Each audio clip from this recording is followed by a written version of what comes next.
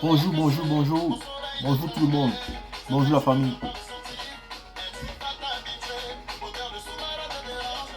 On se retrouve aujourd'hui pour une nouvelle vidéo. Toujours en mouvement.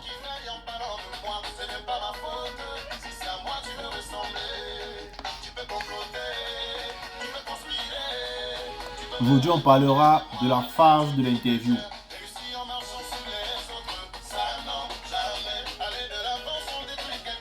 C'est le week-end, les gars, c'est le week-end.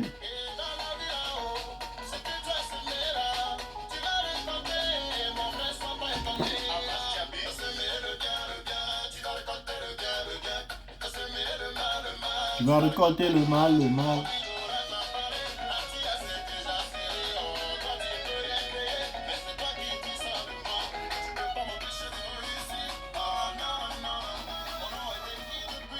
Alors, aujourd'hui, on va parler de la phase de l'interview, de l'étape de l'interview.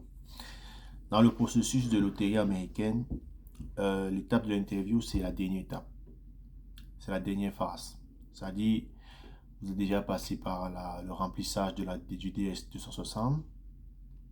Vous avez déjà envoyé vos documents. Bon, c'est vrai que récemment, on a changé la règle. On n'envoie plus les documents. Vous avez déjà reçu le mail de l'interview. Et là, vous êtes à l'interview. On va parler en globalité de l'étape de l'interview. En quoi ça consiste?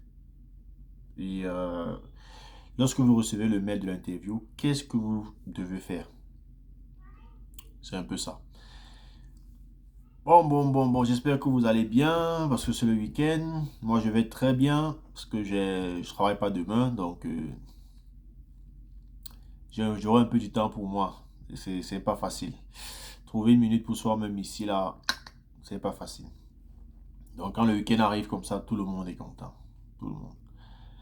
Donc, l'étape de l'interview, lorsque vous remplissez déjà votre DS 260 et vous soumettez, vous patientez simplement de recevoir le mail de l'interview.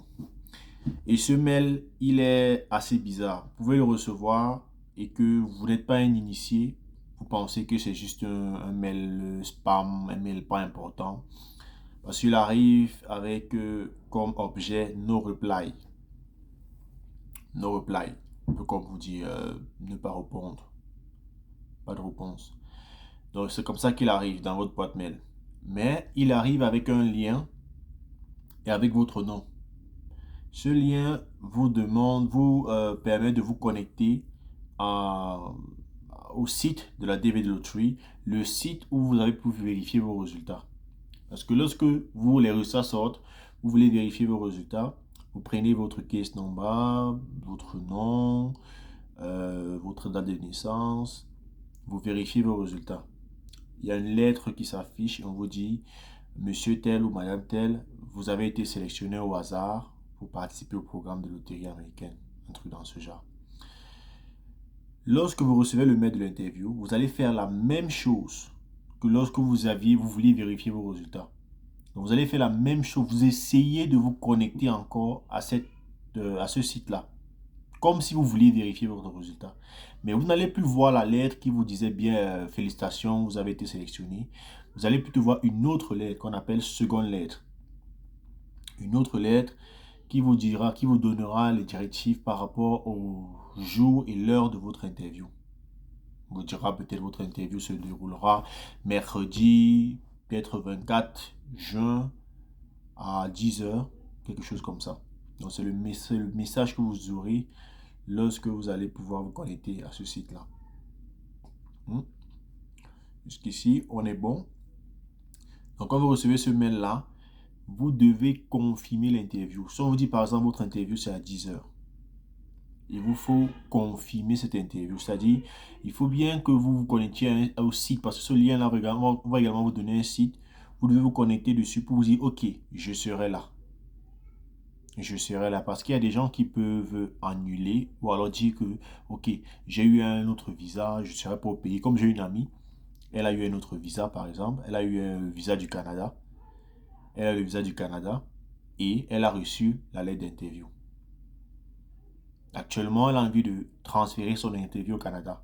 Ça veut dire que elle ne doit pas confirmer son interview au Cameroun.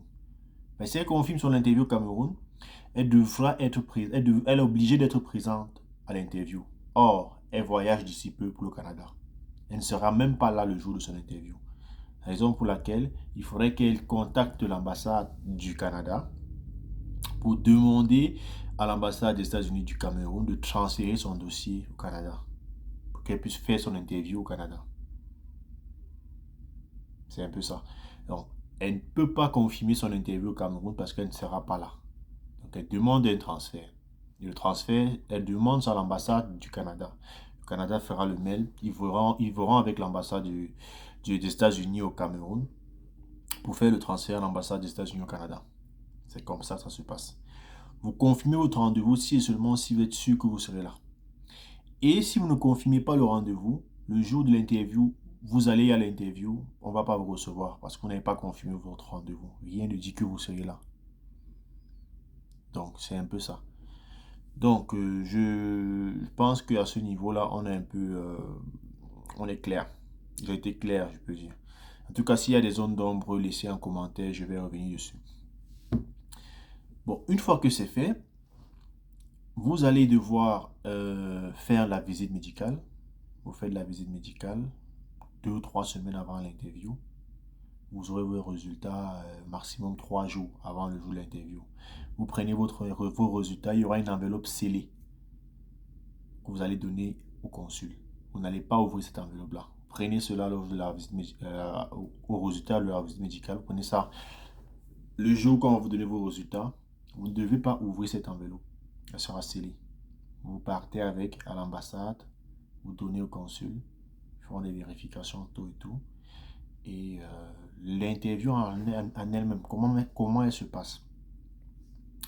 Lorsque vous allez à l'interview, vous devez y aller avec le, une photocopie ou alors une copie de la confirmation, la page de confirmation de la soumission de votre DS-260. Parce que lorsque vous soumettez le formulaire de demande de visa qu'on appelle DS-260, il y a une page qui confirme que effectivement vous avez soumis votre DS tel jour à telle heure. Vous devez imprimer cette page et garder jalousement. Vous allez avec le jour de l'interview. Vous allez avec la page de confirmation de votre rendez-vous. Parce que lorsque vous confirmez votre rendez-vous, que vous serez présent à l'interview, il y a également un PDF, vous pouvez imprimer ça. Vous allez également avec cela. Vous allez avec votre baccalauréat. Même celui qui a le doctorat. Votre doctorat n'est pas important. Allez avec le baccalauréat uniquement. Je vous conseille le baccalauréat. Parce que les autres diplômes là, on ne regarde pas trop. Quand tu arrives là-bas, on te demande baccalauréat. Moi par exemple, baccalauréat. Je suis en train de chercher mon diplôme d'ingénieur. On m'a dit baccalauréat, monsieur. Donc j'ai sorti juste mon baccalauréat. Et je vous conseille également de chercher à voir les originaux de votre baccalauréat. Parce que bon, certains parmi nous, parmi ceux qui étaient à l'ambassade le jour où j'étais, on les a recalés parce qu'ils avaient justement uniquement le relevé de notes. Ils n'avaient pas l'original. Parce que lorsqu'on vérifie, on se rend compte que votre original baccalauréat est déjà disponible. On demande à l'avoir. C'est pour ceux-là qui ont encore un baccalauréat frais, qui n'ont pas encore l'original, que oui, on peut encore, ça peut tolérer, ça peut passer. Mais ceux qui ont les originaux déjà sortis, cherchez à récupérer vos originaux de baccalauréat et allez avec l'interview. L'original du baccalauréat, une photocopie de cela, l'acte de naissance, passeport. Là, je parle pour une personne. Mais si c'est un couple avec des enfants, vous devez apporter ces éléments pour chaque personne. L'extrait de casier judiciaire. Et l'extrait du casier judiciaire, il est valable 24 mois pour la loterie américaine. C'est pas comme pour le boulot, qu'on vous dit c'est valable 3 mois, 6 mois. Pour la loterie américaine, c'est valable 24 mois. L'extrait de casier judiciaire, ça a changé l'année dernière. C'était d'abord 12 mois. Maintenant, c'est 24 mois. Donc, vous allez avec l'extrait de casier judiciaire pour vous, pour votre épouse, si vous êtes marié. Et pour l'enfant, c'est un enfant de plus de 16 ans qui peut avoir l'extrait de casier judiciaire. Chez l'enfant moins de 16 ans, il n'a pas, c'est pas obligatoire pour lui.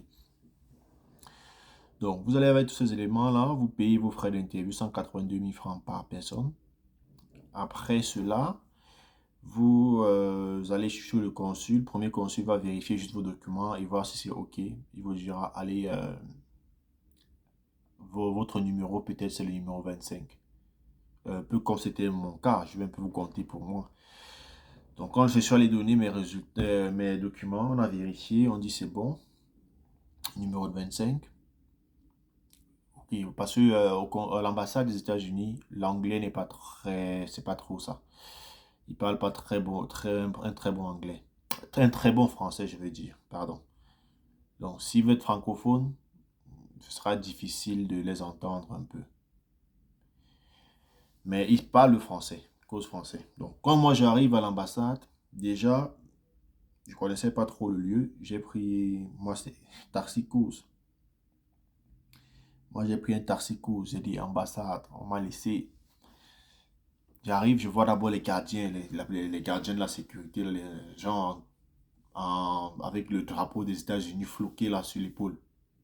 J'ai dit, eh, ça m'a d'abord refroidi. J'ai dit, mais c'est toujours le Cameroun ici là. Je regarde, je regarde.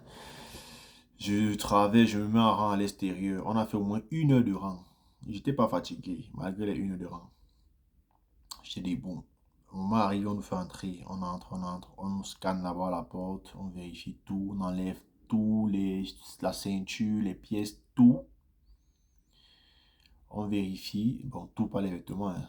On enlève tout ce qu'il y a dans nos poches, bien sûr. Il y a certains là qui vont penser, hein. Donc, on enlève tout ce qu'il y avait dans nos poches, on dépose, lorsqu'on passe.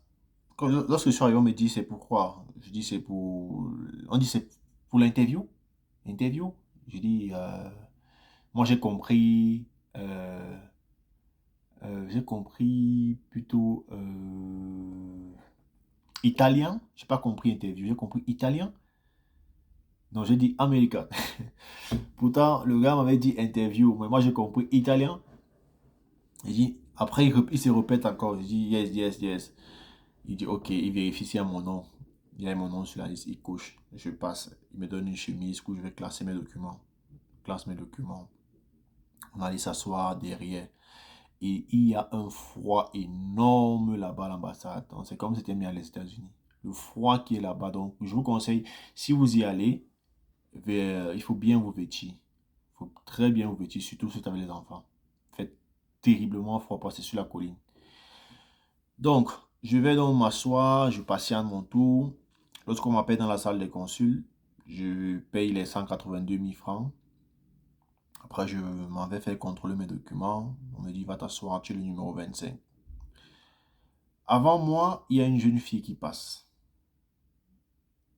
On lui demande l'original du baccalauréat. Elle dit qu'elle n'a pas. On lui demande d'aller chercher l'original du baccalauréat.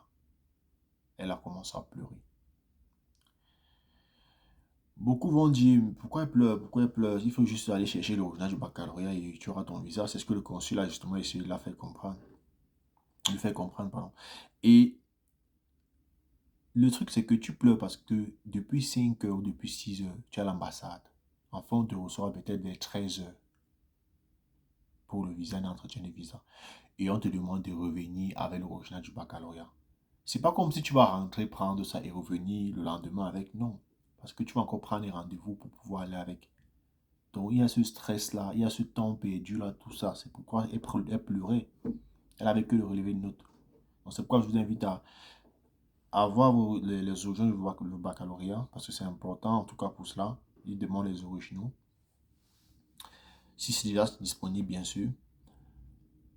Et ça donne la pression. Imagine-toi une personne qui passe avant toi. Bon, c'est pas un refus de visa, mais elle n'a pas le visa. Tu stresses. Et c'était pas le même consul qui m'a appelé. Notre consul m'a appelé. Il dit numéro 25. Je dis présent. J'arrive. Ils sont souriants. Pour moi, je dirais l'étape la plus facile de la procédure d'Evelotry, c'est l'interview. C'est l'étape la plus facile. Parce que à un moment donné, mon interview s'est terminée. J'étais comme ça. J'ai dit, c'est déjà fini, c'est tout. J'arrive, il me dit, levez la main droite et je rédige. Il me dit, votre nom. Je lui donne mon nom. Il dit, pardon. Je lui donne mon nom. Il vérifie c'est ce qui est sur le passeport. Il regarde le passeport, il regarde, il dit, ok. Il dit, levez la main droite et jurez de dire la vérité, rien que la vérité. Je lève la main droite, je m'exécute. Il me dit, est-ce que vous êtes marié? Je dis non, je suis célibataire. Vous avez les enfants? Je dis non. Parce que moi, je n'essayais pas trop d'argumenter. Et c'est aussi un secret. N'essayez pas trop d'argumenter lorsque vous répondez. Vous êtes marié? Non. Vous avez des enfants? Non. N'argumentez pas parce que en argumentant, vous pouvez donner certains indices. On ne sait jamais. Répondez à la question qu'on vous a posée. N'allez pas plus loin. Vous avez des enfants? Non.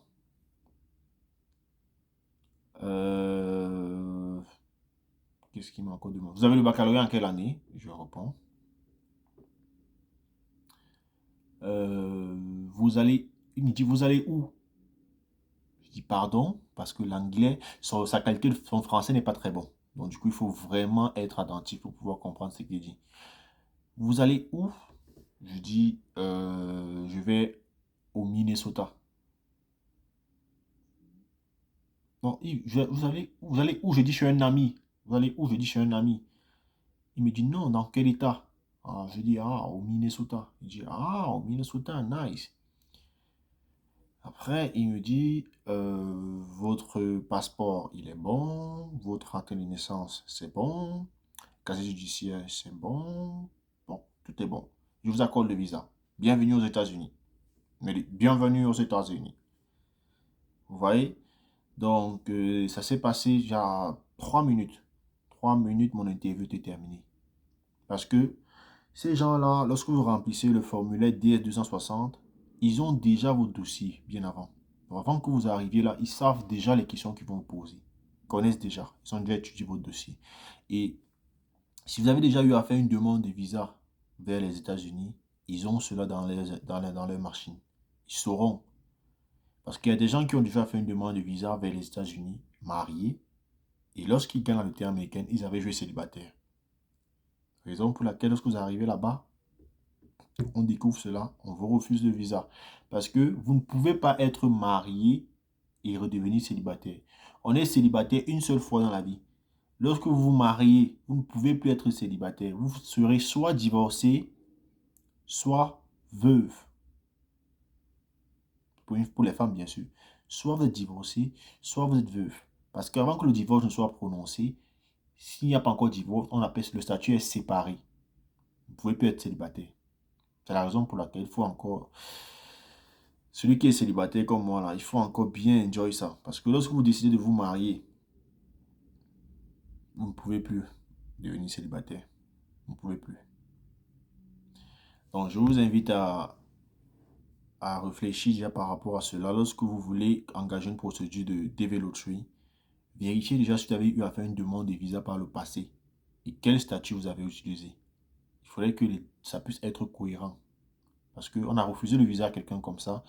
Il arrive avec une autre femme à l'interview et le consul demande c'est quoi votre statut? Je suis marié, monsieur. Il dit ok. C'est votre premier mariage? Il dit oui. On dit ok. Le consul demande Madame telle, c'est qui pour vous? Il est resté comme ça et il n'y avait pas de réponse. Il était dépassé, mais le consul a pris ce nom. Parce que parmi vous, certains font des mariages, ils mettent des photos sur Facebook. Facebook appartient à qui? Au gouvernement américain. Donc, il faut faire très attention. Surtout que parmi vous, des gens n'ont pas de... ont certains soucis, ils partent exposer sur Facebook pour trouver une solution. Il faut faire très attention par rapport à cela. Si vous avez un souci, vous avez besoin de suivi, entrez en contact avec ceux qui s'y connaissent et ils pourront vous assister. C'est plus sécurisé dans ce sens-là.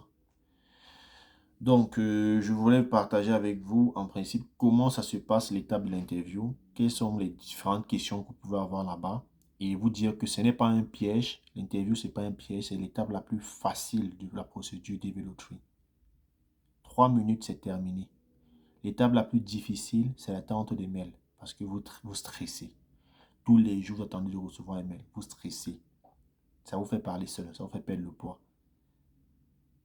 Alors, lorsque l'interview arrive, c'est la rigolade. C'est très facile. Vous stressez, mais pour rien. Parce que le consul est là pour vous ramener sur terre. Pour vous dire, ah, relax, relax. C'est pas difficile. Parce qu'il sourit tout le temps avec vous. Donc, si vous faites votre dossier propre, votre visa est assuré. Si votre dossier est propre, votre visa est assuré. Je dis toujours. Parce que j'avais un cas que j'ai suivi, pareil. Le monsieur m'appelle la veille. Stéphane, on va à l'interview. Qu'est-ce que tu as à nous donner comme conseil? Qu'est-ce que tu as à nous donner comme question? Qu'est-ce que... C'est qu'on avait déjà parlé par le passé, on avait déjà parlé de cela. Mais c'est le stress qui lui faisait demander cela la veille de l'interview. Je lui ai juste demandé, tu as ton baccalauréat à l'original? Il m'a dit oui. Et j'ai dit ok. Je lui ai dit bienvenue aux États-Unis. Il me dit mais comment tu me dis bienvenue aux États-Unis? Pourtant, je t'appelle pour te demander les conseils par rapport à l'interview justement qui se passera demain. Je lui ai souhaité bonne nuit, c'était tout. Le lendemain à 9 h, il m'envoie les messages. Stéphane, tu es vraiment merci, merci, merci. On a eu le visa, tout et tout. Parce que c'est pas difficile. L'interview n'est pas difficile. L'interview, c'est ce que vous avez rempli dans votre DS 260. L'interview, c'est votre vie. L'interview, si vous n'avez pas menti, c'est clair. Parce qu'on parlera uniquement de vous et de ce que vous avez rempli sur votre dossier. On ne peut pas vous demander le nom de votre père à l'interview, vous ne connaissez pas. C'est quand même votre père. C'est vous qui avez mis ce nom-là comme étant le nom de votre père. Donc, il n'y a pas de questions qu'on va prendre à l'air pour vous poser. C'est des questions qu'on a prises sur votre dossier, qu'on va vous poser à l'interview. Donc, ceux qui iront à l'interview, ne stressez pas par rapport à cela. C'est l'étape la plus easy, franchement, de la procédure. Comme d'habitude, je vous remercie de m'avoir écouté, d'avoir vu la vidéo. N'oubliez pas de liker, de vous abonner également à la chaîne. Et s'il y a un commentaire, s'il y a des questions, laissez-les en commentaire, je reviendrai dessus. Portez-vous bien. Très bon week-end à vous tous. Surtout, buvez avec modération.